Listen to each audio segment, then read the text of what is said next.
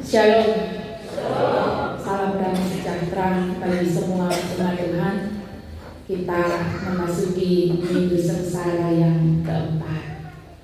Artinya sudah 4 minggu ini, masuk minggu keempat ini, kita ada di dalam perenungan bersama, berefleksi terhadap diri kita masing-masing sambil memandang kepada Dia yang tertikam. Itu tema minggu lalu ya.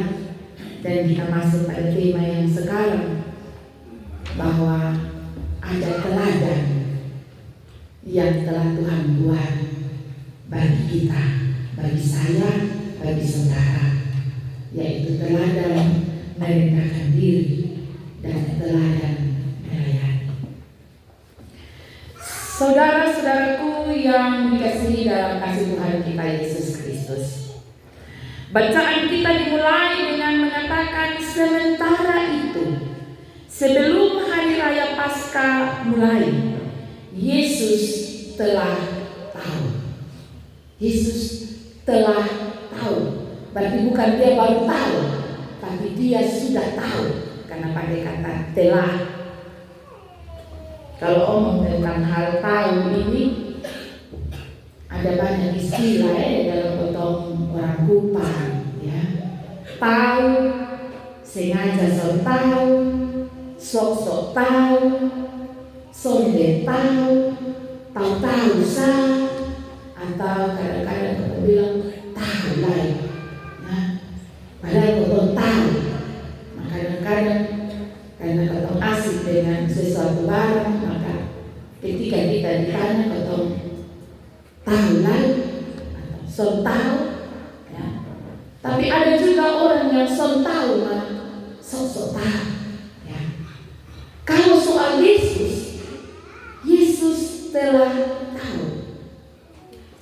Karena itu apapun yang dia lakukan, dia tahu akan segala risiko yang akan mengikutinya. Dia tahu bahwa hari ini kemerdekaan. Dia tahu ada banyak orang merencanakan untuk menangkap dia. Ada banyak gosip yang beredar di sekeliling di antara mereka. Dia disebut pelahap, perakus, karena makan di rumah orang berdosa. Ia disebut sebagai orang yang sentauan apa, karena dia berbicara dengan bercakap-cakap dengan perempuan Samaria. Ia dituduh pakai leu-leu ketika ia mengusir roh jahat. Artinya Yesus itu serba salah, bikin baik jadi sopan. Saudara-saudaraku yang dikasih dalam kasih Tuhan kita Yesus Kristus, kalau bilang Yesus telah tahu, dia tahu apa? Apa yang dia tahu? Bacaan kita menyatakan bahwa ia tahu bahwa sudah tiba saatnya untuk beralih dari dunia ini kepada Bapa. Sudah tiba saatnya, sudah dekat. Dia tahu hal yang dia tahu.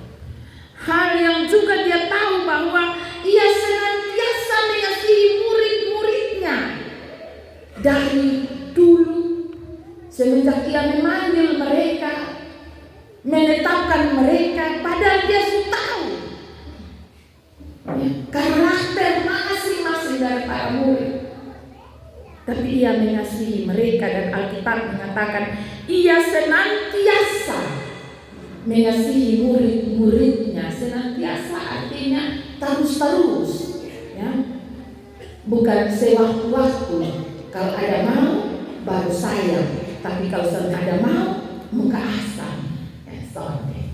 Yesus senantiasa mengasihi murid-muridnya.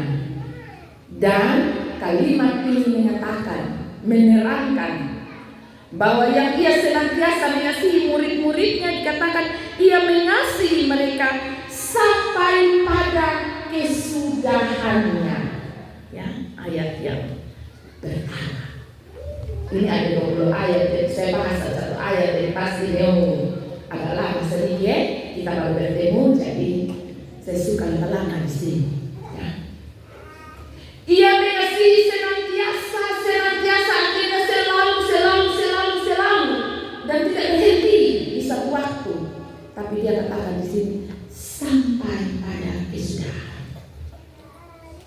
bahkan sampai kita menutup mata, Ia tetap mengasihi kita. Amin. Harus punya keyakinan yang demikian. Padahal apa? Dia mau pi Bapa, dia mau kasih tinggal dengan murid-murid, tapi dia bilang, beta tahu, beta akan pergi kepada Bapa, waktunya sudah dekat. Tapi beta tetap mengasihi mereka, mengasihi di hari kemarin, hari ini, bahkan sampai kesudahan. Hal yang kedua, masuk ayat kedua. Ayat kedua mengatakan bahwa mereka sedang makan bersama. Ada yang makan bersama ya? Biasanya kalau masih adakah kebiasaan kita duduk makan bersama di dalam rumah, suami istri, anak-anak duduk sama-sama makan. Masih ada kok itu kebiasaan. Kalau zaman dulu masih ada, ya zaman dulu masih ada, entah saat ini masih ada kok tidak, karena tingkat kesibukan masing-masing orang tuh sekarang semua orang jam terbang tuh tinggi, ya anak kecil saja jam terbang tinggi, ya karena kesibukan dengan HP, sehingga susah sekali sekarang untuk duduk makan bersama, kecuali acara-acara tertentu. Bacaan ini mengatakan bahwa mereka sedang makan bersama. Biasanya kalau duduk makan sama-sama apa yang untuk ngomong, untuk saling curhat deh. Karena suami istri di makan sama-sama pasti istri cerita, Bapak tadi ini begini. Suami itu mungkin cerita bahwa tadi di tempat kerja juga ada begini. Kalau duduk bersama dengan anak-anak, mungkin juga anak-anak bisa punya kesempatan untuk bercerita tentang apa yang mereka temukan di sepanjang hari mereka. Tapi di tempat di mana orang bisa duduk bersama dan menikmati kemurahan Tuhan, berkat Tuhan pun, iblis ada. Bacaan kita menyatakan begitu. Mereka sedang makan bersama dan iblis telah membisikkan rencana. Mama iblis babisik sah. Dia sibuk, ribut. Iblis kusu-kusu sah. Tapi kusu-kusu di dalam hati, itu yang bahaya. Iblis kusu-kusu langsung di hati. Iblis sonde meribut bilang kawan jangan sudah sonde. Iblis langsung taruh di hati. Karena itu kenapa biar suami sularang mantua tetap jalan. Karena apa? Karena dia dengar pakai telinga saja. Dia tidak dengar dengan hatinya, ya. Atau orang tua nasihat, ada orang tua justru mempan. Karena apa? Karena orang tua juga dengar pakai telinga saja. Dia tidak dengar pakai hati. Kenapa ketika orang tua menasihati anak-anak itu tidak dengar? Karena mereka juga dengar pakai telinga, tidak pakai hati. Karena itu masuk dari kanan, keluar dari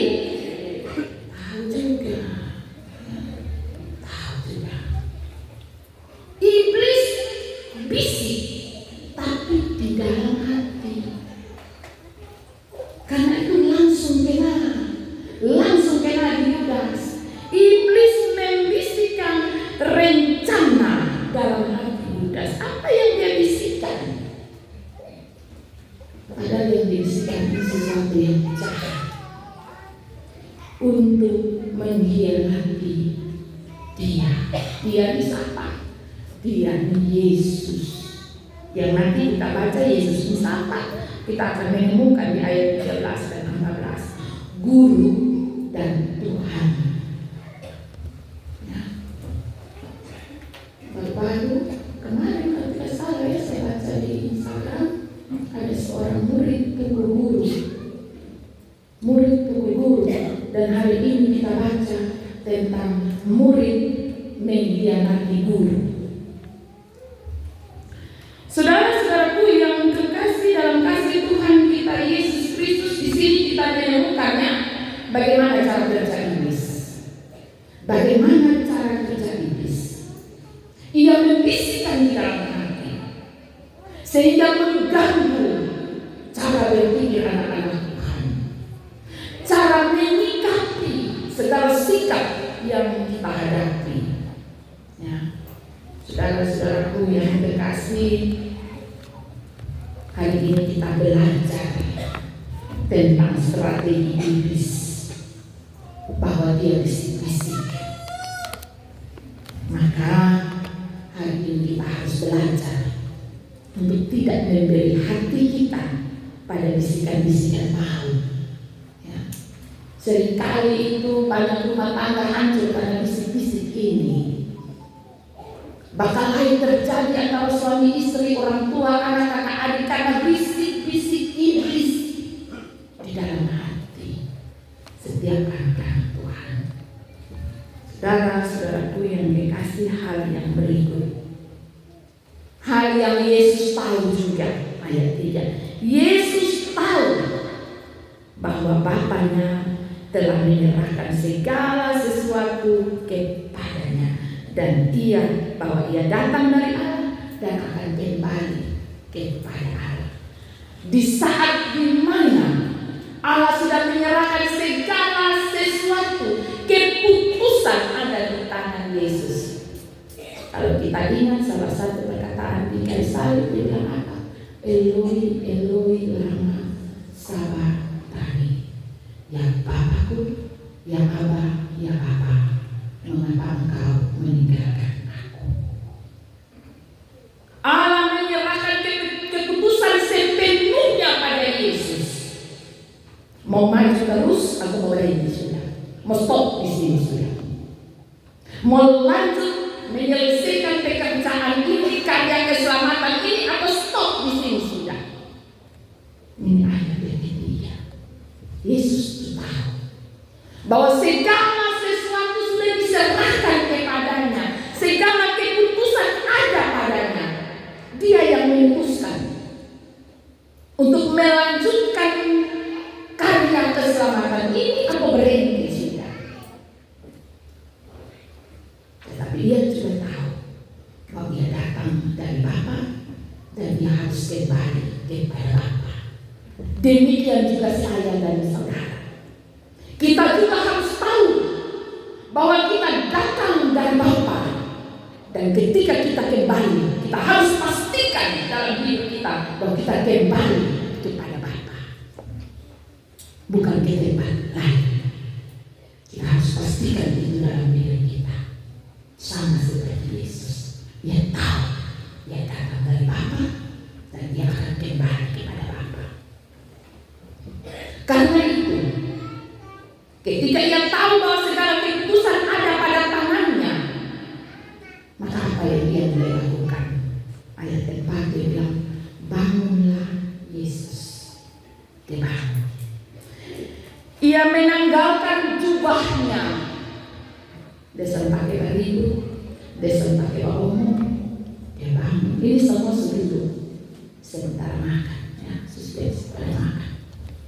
Dia bangun, dia tanggalkan jubahnya. Mengapa dia harus tanggalkan jubahnya? Jubah itu adalah lambang kuasa. Dengan jubah itu mereka mengenal dia sebagai guru, sebagai Tuhan. Tapi dia tanggalkan, dia lepaskan. Sebagai ganti dia melepaskan jubahnya. Apa yang dia ambil? Kain lenan.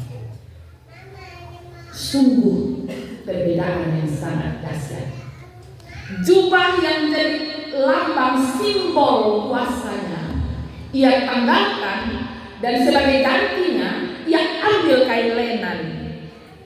Kain yang biasa dipakai oleh para hamba memang diperuntukkan untuk membasuh kaki setiap tamu yang terhormat yang datang di rumah Tuhan mereka. Alat yang dipakai oleh para hamba. Yesus menanggalkan jubahnya dan dia ambil kain lenan. Dia ikat pinggangnya, ia menuangkan air dan mulai membasuh kaki para murid satu persatu tanpa kecuali. Membasuh kaki para murid, dan Yohanes mencatat bukan tetapi lalu menyekanya dengan kain yang terikat pada pinggangnya. Ia tidak saja mencuci, membasuh, tapi habis cuci dia lap kasih babai, kasih bersih. Apa artinya ini? Saudara-saudaraku yang kekasih, lu mau pakai sepatu mahal berjuta-juta untuk sebentar injak, pakai injak kotoran. Kakimu itu biar kalau ada cincin satu di jari kaki, tetap sebentar injak kotoran. Semua kotoran ada pada kaki. Dan Yesus mencuci bersih. Habis cuci dia lap. Dia mau bilang bahwa semua dosa kita tanpa kecuali Dia bersihkan dengan karya keselamatannya. Dia cuci bersih, dia lap sekali sampai sudah tidak kelihatan bahwa kamu tadi pernah injak kotoran. Tidak. Lupa buang itu kotoran dong. Dan ini yang dia mau bilang kepada saya dan saudara, bahwa semuanya telah dia bersihkan tanpa kecuali, maka jangan diinjak ulang lagi. Jangan badai. Ku jangan saudara ulang lagi itu kaki. Ya. Kalau saudaraku yang kekasih dalam kasih Tuhan kita Yesus Kristus, kita menemukan bahwa semua murid aman-aman sah. Waktu bos ada satu persatu semua aman-aman sah. Mas sampai di Petrus kita menemukan ada satu karakter yang ada pada Yesus. Saya mau bilang Petrus ini mulu ringan. Ya. Dia sok tahu apa mas sok tahu. Kenapa saya bilang begini? Karena waktu Yesus mau membasuh kakinya, dia bilang, Tuhan, mau basuh kaki? Ya. Bisa saja juga ia merasa ini aneh.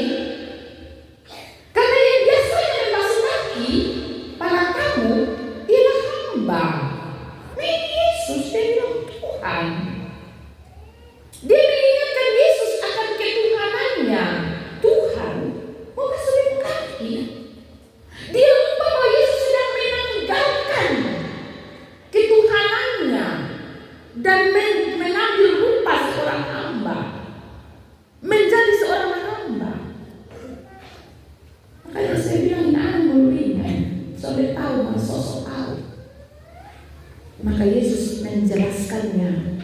Ayat 6, ayat 7, 8. Yesus menjelaskan apa yang Tuhan buat ini. Lu sudah tahu, ya? Engkau tidak tahu, lu sudah tahu. Tapi nanti lu akan mengerti. Kemudian Petrus bilang, tapi dia coba ngeh, ya anak muda bilang boleh ngeh. Tapi istilah orang tua kita kesal, saya juga belajar untuk jadi anak muda untuk cari tahu itu istilah.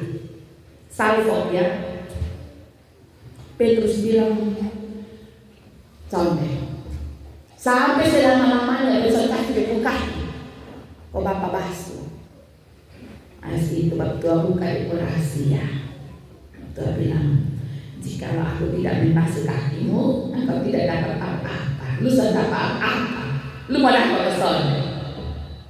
Nah dia yang mau dapat ini.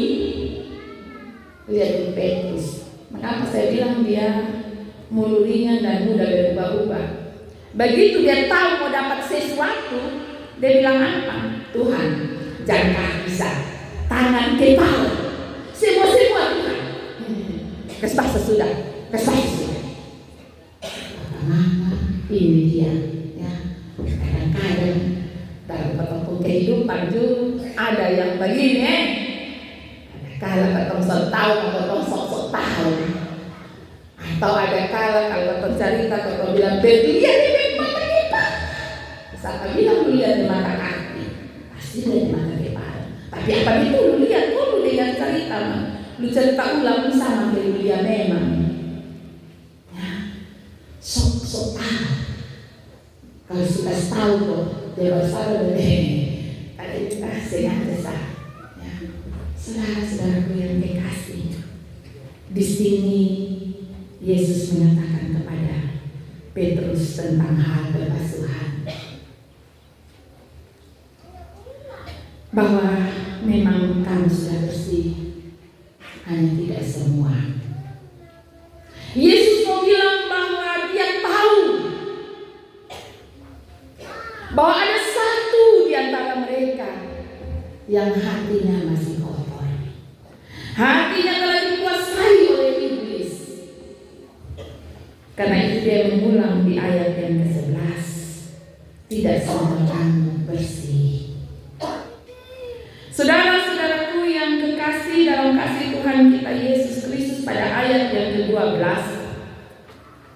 sesudah Ia membasuh kaki mereka, Ia mengenakan pakaiannya.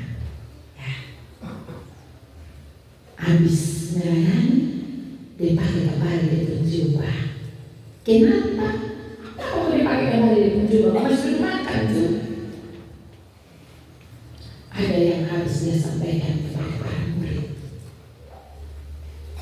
Ia kembali pada posisinya sebagai guru dan Tuhan. Karena itu Dia bilang di ayat 13, kamu menyebut aku guru dan Tuhan, dan katamu tepat. Aku memang guru dan Tuhan. Ya, di sini kita menemukannya. Seringkali Yesus tidak mengatakan hal ini. Dia selalu mengatakan, jangan bilang sampai. Ya, kalau Dia habis menyembuhkan orang, bisa dia bilang, boleh kasih tahu sampai, boleh omong bisa sampai. Tetapi hari ini kita menemukan menjelang akhir hidupnya, Dia kasih tahu tentang siapa dirinya. Aku memang guru dan Tuhan. Dia kasih tahu posisi, dan Dia bilang begini, jikalau aku membasuh kakimu, aku yang adalah guru dan Tuhanmu, maka kamu wajib saling membasuh kaki. Ya, kadang-kadang Bapak tidak tahu posisi, atau bahasa kumang bilang sombong diri. Yesus kasih tahu kita posisi hari ini lewat firman Tuhan ini, bahwa Dia yang mengutus kita, Dia adalah guru dan Tuhan, dan kita adalah hamba. Kita harus tahu posisi. Kadang-kadang Bapak tahu berdiri di pos, dan Bapak Tuhan yang mengutus kita. Kita belajar satu hari ini. Kita belajar hal yang penting ini. Apa yang penting ini? Yang penting di sini adalah kamu wajib. Artinya para pelayan dalam hal melayani, dalam hal merendahkan diri, itu wajib hukumnya. Itu bukan hak, itu kewajiban. Ya, di sini ada 40 presbiter jika ditambah pendeta ya. Wajib hukumnya merendahkan hati, melayani, itu kewajiban, itu bukan hak. Harus ingat, anak Tuhan juga harus ingat, wajib hukumnya kita merendahkan hati kita saling melayani, wajib. Itu yang Tuhan Yesus katakan, aku saja Betani yang Tuhan dan guru saja bisa tondok di posong kaki masing-masing, basuh, cucilah. Masa kamu tidak bisa? Karena itu wajib hukumnya, wajib. Jangan jadikan pelayanan dan kerendahan hati sebagai hak, bukan wajib. Ya, kadang-kadang ada presbiter yang tuku daya bilang begini, potong kaca setengah mati, kunjungi satu rumah di rumah, dapat boleh balik. Mamtua yang ada, baptua yang ada. Saya mau bilang hati-hati dengan pernyataan-pernyataan seperti ini. Ayat 15 dia bilang, sebab aku telah memberikan suatu teladan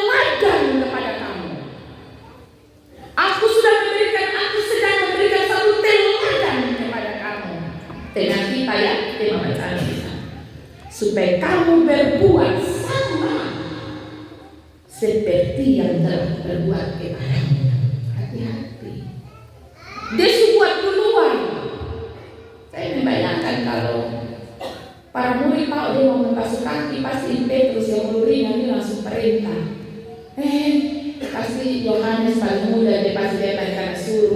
Dia saya paling kecil karena suruh. Di majelis kadang begitu, kalau lihat orang tua seperti orang suruh. Kalau lihat yang paling muda, lu pilih ini dong, lu pilih itu dong. Ya, kadang-kadang juga gitu. Saya membayangkan kalau proses pembasuhan ini Yesus kasih tahu bilang sebentar kita mau pembasuhan, pasti Petrus atau habis semua itu kelas. Anis lu ingat bagian pegang bongkor, Kobus lu ingat bagian pegang kena. Dulu rapi, sorong kaki baru basuh satu-satu. Ya. Dia kan kita kelas, pasti dia aku sudah ada sesuatu yang lain. Ini pegunya. Tapi Yesus yang kasih tahu, dia langsung buat sah. Karena apa? Dia mau kasih contoh. Dia mau kasih teladan. Ini yang harus kamu buat. Ini teladan yang akan saya tinggalkan untuk kamu. Kamu harus mampu merendahkan hatimu. Tanggalkan itu jabatan mampan pendeta, bapak pendua. Kenapa bapak pendeta menghubungmu? Karena saya bingung. Karena apa? Pendeta masuk duluan baru yang lain bisa masuk mama. Kita bawang dong baru tahu. Bawang dong masih melayang di atas. Yang ke belakang datang bawang baru habis. Pendeta paling duluan. Kalau juga memposisikan orang diri ini dengan jabatan yang mereka. Kita lupa bahwa jabatan kita adalah jabatan seorang hamba. Yesus yang adalah guru dan Tuhan mau kasih tahu saya dan juga kita semua tentang posisi kita. Tahu dirilah bahwa kamu adalah hamba, karena aku adalah Tuhan dan guru, tapi aku membasuh kotoranmu dan aku akan nanti salib untuk keselamatanmu. Tahu diri, karena itu jangan ada kesombongan rohani dalam kehidupan orang percaya. Saudara-saudaraku yang kekasih, ayat 16 dia memberi penjelasan ini. Sesungguhnya seorang hamba tidak lebih tinggi dari tuannya, atau seorang utusan daripada dia yang mengutusnya. Karena itu jika kamu tahu semua ini, suka tahu dan tahu sudah. Jangan suka tahu tapi malas tahu. Jika kamu sudah tahu semua ini, maka berbahagialah kamu jika kamu melakukannya. Jika kamu sudah tahu mau berbahagia, maka harus melakukannya. Amin. Kalau tahu melakukan sudah, tahu strategi iblis, awas tanya sudah, tahu apa yang Yesus kasih contoh lakukan sudah. Karena apa? Kamu akan berbahagia. Saudara-saudaraku yang dikasih, Yesus tahu bahwa Yudas akan mengkhianati dia, tapi kenapa ia terus berproses menjalani proses ini? Ayat 18 bilang haruslah genap nas ini. Artinya Yesus mau bilang apapun yang ia lakukan dasarnya adalah firman. Karena itu dalam kehidupan pelayanan kita, dalam keseharian kita sebagai orang percaya, ingatlah bahwa kehidupan kita harus punya dasar yang kuat. Dasarnya haruslah firman, jangan berdasarkan kata orang. Saudara-saudaraku yang dikasih dalam kasih Tuhan kita Yesus Kristus. Ayat yang ke-20 semua ayat 20. Aku berkata kepadamu, sesungguhnya barang siapa menerima orang yang mengutus, dia menerima aku. Ya. Barang siapa menerima aku, ia menerima dia yang mengutus aku.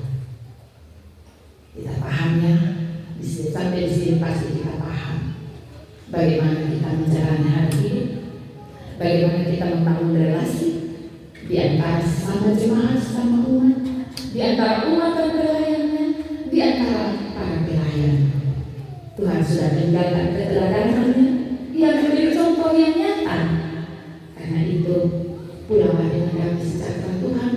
Diberkatilah mereka yang mau melakukan.